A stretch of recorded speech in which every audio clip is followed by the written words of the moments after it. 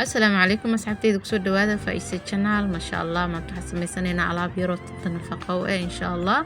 meesha waxaan ku haysanaa flaxseed iyo ukunta qaybteeda jaalaha ah insha Allah haddana waxaan sameynaynaa flaxseedkii dabka soo saaranay wax yar oo sugeynaa insha Allah hadda waa kaasaan qurux badan oo kusoo baxay waa hadeer alaabteena waa noo diyaar ما شاء الله alaabta noo sii qaboobayso waxa si diyaarsanaynaa ukunta si diyaarsanaynaa waa tan ukunta qaybtii jaalaha waxaan sameynaynaa weelkaas kale aan soo qaadanay aan ku haddana caanimiiraan soo qaadanay iyo weelkii markii meesha aan soo dhiganay alaabtii rabnaa inaan soo miirno insha Allah waa kaasa iyadoo kulul oo soo shubnay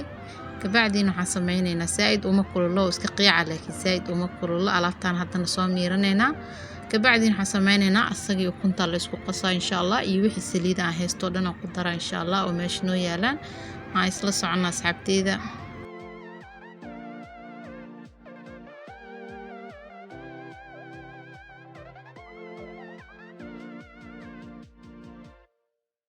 ما شاء الله دواكنا alaabteena oo soo diyaarsanay ukuntii iyo flaxseedkii aan soo miirnay qaybtaan aan rabnaa inaan isdhex gelino insha Allah isku darsano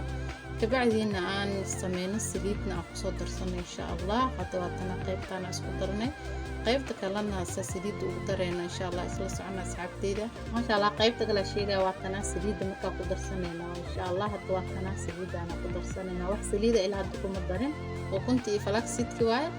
saliidana ku darsanayna coconut oil aan sameysto waa insha Allah laba qaadi aan ku darsanay iyo castor oil iyo saliidaas kala ku darsanayna insha Allah asxaabteeda waa ka salaabteena san qurux badan ku soo baxday waxay u fiican tahay timaha insha Allah ku nafaqo waaye aan isla socono asxaabteeda Faiza channel subscribe like share comment xaqiina waa insha Allah